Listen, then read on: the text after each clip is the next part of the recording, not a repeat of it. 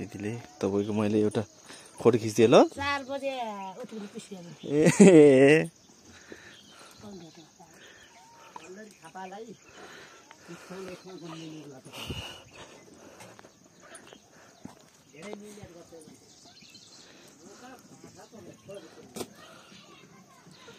मिला त कागजी भर्यो नि अनि आया छ आयो भने जाऊ र पाइ मिलेर के यार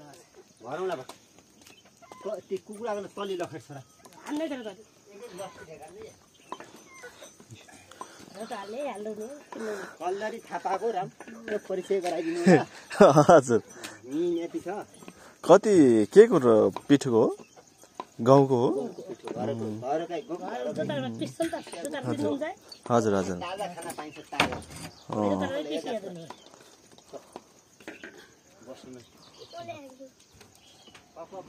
ए तल हाल्नुहुन्छ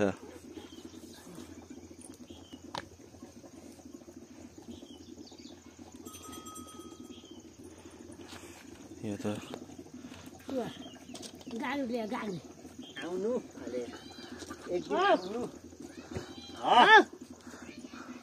चौवर लाया छ अब यतिमा चाहिँ यता बस्नु टक्क छानो एउटा प्लास्टिक लगाइदिनु पर्ने रहेछ तपाईँले गरिनु भयो